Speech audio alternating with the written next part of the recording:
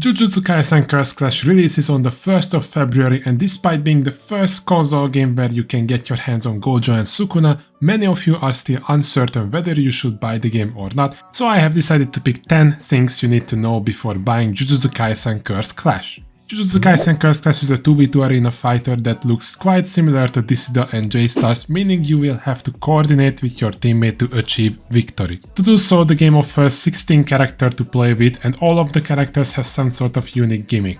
There are characters that just jump into the action to throw hands, while there are also those who fight from range, annoying the hell out of everyone. To add on top of the uniqueness of the characters, there's Maki, for instance, who straight up ignores the systems that are put in place and just be like, nah, I'd win.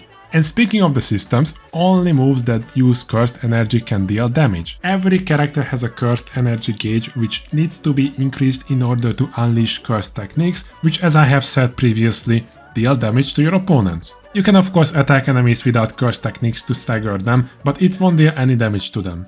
As I have mentioned in my previous point, Maki works slightly different, but only visually, since canonically she's got no cursed energy, therefore she cannot use cursed techniques, but she has another gauge that works just like everyone else's, and it's green.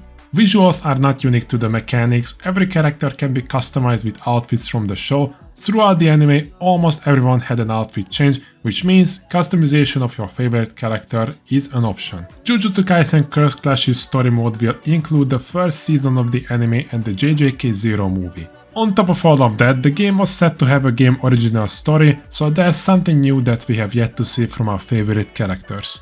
DLCs are already planned, and we have seen in the trailers that the hidden inventory arc is going to be available in a future DLC, meaning there's possibility for new playable characters. The safest bet is probably Toji, because developers usually don't go out of their way to change core mechanics for one character, and since we have seen that Maki got a different gauge, that's most likely gonna be used for Toji as well, but let me know down in the comments who you think will be playable in the future. All of these sound good, but I have to unfortunately tell you guys that local play will not be available in Jujutsu Kaisen Cursed Clash. As of making this video, the developers have no plans to make offline gameplay available, which is a shame since it could be done similarly like Dragon Ball Z Budokai Tenkaichi 3.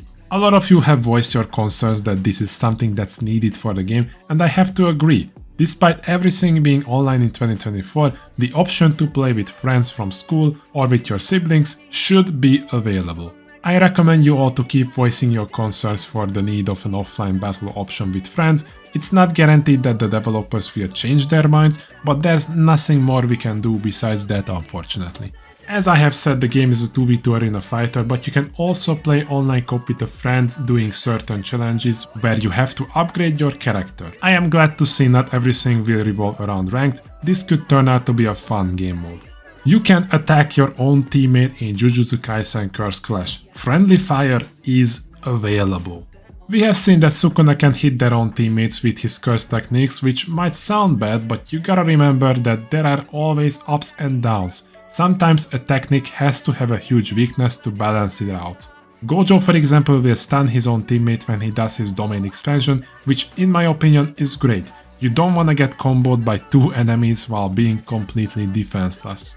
Before I reveal the 10th point, I just wanna say if you're still not convinced whether you should buy the game or not, then go ahead and drop a follow on my Twitch channel.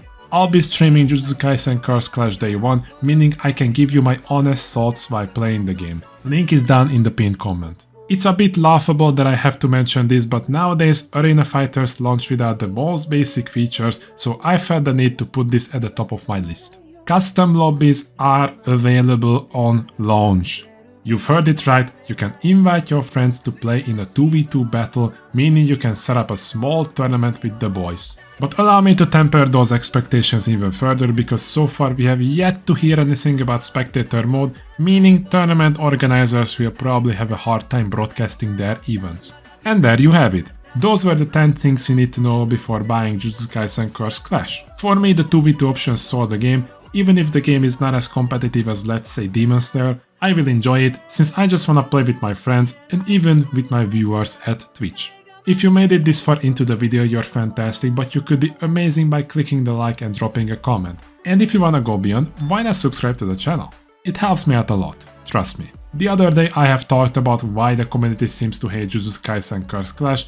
Judging by the comment section, I was right, but you be the judge. Check out the video on the left and let me know if I was right. That's gonna be it for today, guys. I hope you all have had a fantastic day. Stay safe. Until next time, boys. Peace!